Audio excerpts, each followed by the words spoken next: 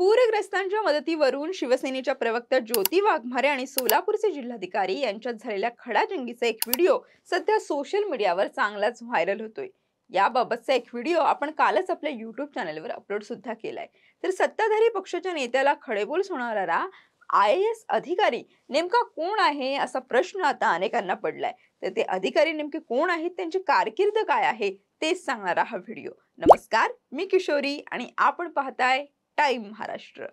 सोलापूर जिल्ह्यातील पाकणी गावात ज्योती वाघमारे या पाहणीसाठी गेल्या होत्या। यावेळी त्यांनी राजकीय फॅशन प्रमाणे जिल्हाधिकाऱ्यांना फोन लावून जाब विचारायला सुरुवात केली। इकडे गावातील सगळ्या लोकांसाठी जेवणाची व्यवस्था नाही, तुमचे सरकारी अधिकारी गावात नाहीत, अशा शाब्दिक फैरी ज्योती वाघमारे यांनी झाडल्या होत्या। त्यावर कुमार आशीर्वाद यांनी ज्योती वाघमारे यांना चांगलंच झापल्याचं सुद्धा पाहायला मिळालं। आणि याच व्हिडिओमुळे आता चर्चा रंगली आहे की हे कुमार आशीर्वाद नक्की कोण आहेत। तर ते कोण आहेत ते पाहूया। कुमार आशीर्वाद यांचा जन्म 3 ऑक्टोबर 1988 मध्ये झारखंड येथील एका छोट्याशा गावात झाला। ज्या गावामध्ये कुमार आशीर्वाद यांचा जन्म झाला तिथे एखाद्याच्या घरात विद्युत पुरवठा असणं ही देखील मोठी गोष्ट समजली जायची। इंटरनेट वगैरे तर दूरचीच गोष्ट। अत्यंत हालाकीच्या परिस्थितीत त्यांनी दार्जिलिंग आणि जमशेदपूर येथून आपलं शालेय शिक्षण पूर्ण केलं। त्यानंतर इंजिनियर होण्याच्या स्वप्नाने त्यांनी प्रतिष्ठित अशा IIT खरगपूर येथे प्रवेश घेतला आणि बीटेकची पदवी संपादन केली। 2011 मध्ये त्यांनी प्रशासकीय सेवेची तयारी सुरू केली। त्यासाठी ते मुखर्जी नगरला गेले। जवळपास 4 वेळा अपयश आल्यानंतर पाचव्यांदा 2016 मध्ये त्यांनी यशाला गवसणी घातली। 2016 मध्ये त्यांनी देशात 35वी रँक मिळवत IAS होण्याचे निश्चित केले आणि त्यांना महाराष्ट्र केडर मिळाली। UPSCच्या तयारीच्या दरम्यान त्यांनी अतिरिक्त वाचन, चुकीची वैकल्पिक विषय निवड, वर्तमानपत्रांचे जास्त वाचन अशा चुका केल्याचे ते सांगतात।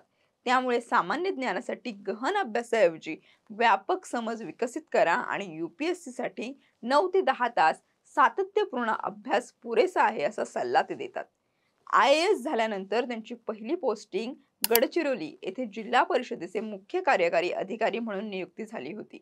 2023 पासून ते सोलापूरचे जिल्हाधिकारी म्हणून कार्यरत आहेत। संवेदनशील आणि धडाडीचे निर्णय घेणारा अधिकारी म्हणून कुमार आशीर्वाद यांची ओळख आहे।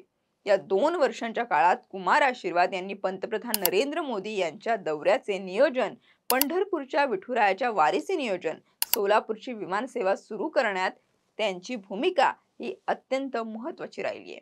जिल्ह्याच्या विकासासाठी उजनी जलपर्यटन, पंढरपूर कॉरिडॉर सारखे विषय ते सध्या संवेदनशीलपणे हाताळतायत। सोलापूर जिल्ह्यात झालेल्या पूर परिस्थितीत देखील कुमार आशीर्वाद हे अहोरात्र झटताना पाहायला मिळतात।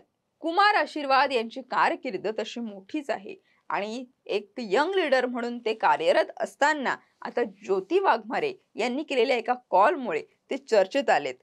तो व्हिडिओ नेमका कोणता होता ते पाहूया।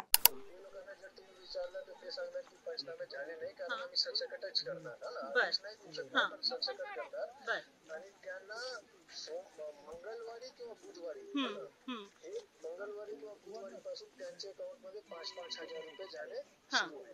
पण ना तुम्हाला हे मतलब माहिती असलं पाहिजे। ठीक आहे, तुम्ही तिथे उभा आहात, लोक तुमच्या समोर आहे, पण आता आमच्या जे प्रायोरिटी आहे ना, प्राधान्य जे आहे ना, तो आहे माडा करमाडा, जिथे एवढा जास्त मोठा पूर झाला होता आणि पुन्हा पूर येत आहे।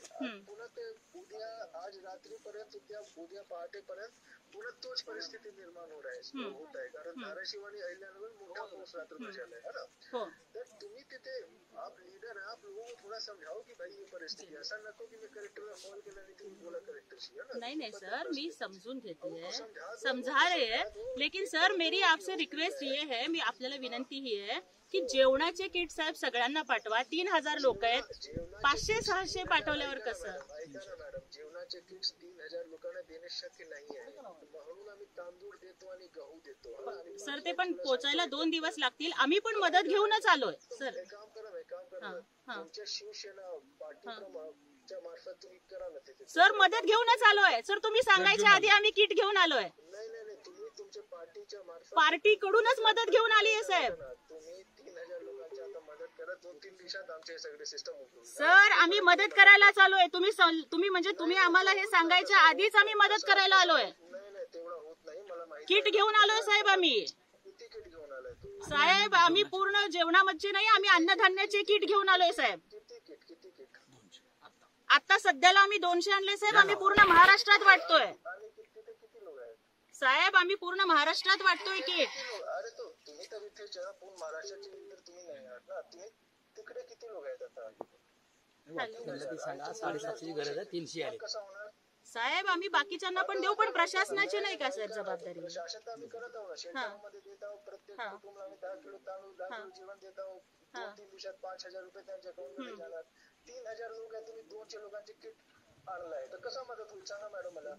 साहेब परंतु मला सांगा, वैयक्तिक मदत ही सगळ्यांना होणार आहे का साहेब? नाही तुम्हाला करावे लागेल. नाही आम्ही तर करू साहेब, आम्ही तर करूच, परंतु बोलू द्या मला. मी कलेक्टर बोलतोय, बोलू द्या मला आता. हा ना, बरोबर आहे साहेब. आपण कलेक्टर आहात म्हणूनच आम्ही आमचं दुखणं सांगतोय तुम्हाला. ऐकून घ्या. हे तो वेळ नाही की प्रशासनाने काय केलं. ते तुमचं नेहमीचं जे राजकारण आहे त्यामध्ये आम्ही अजिबात राजकारण करत नाहीये साहेब. ऐकून घ्या. आता जी वेळ आहे ना तिथे उभे होऊन मदत करण्याची आहे. मदत करण्यासाठी चालू आहे साहेब. 3,000 लोकांमध्ये तुम्ही 200 किट वाटप करतात साहेब आम्ही सगळ्यांना वाटतोय.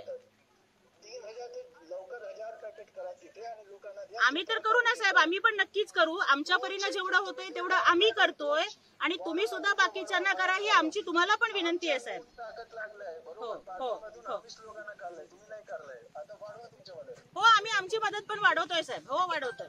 तर आपण पाहिलं तर ज्योती वाघमारे हे पाहणी करण्यासाठी जेव्हा गेल्या होत्या त्यावेळी त्यांनी कलेक्टरशी साधलेला संवाद हा कशा प्रकारचा होता आणि यावरूनच कलेक्टरची चर्चा तर झालीच, याशिवाय ज्योती वाघमारे या सुद्धा अधिक चर्चेत येताना आपल्याला पाहायला मिळतात.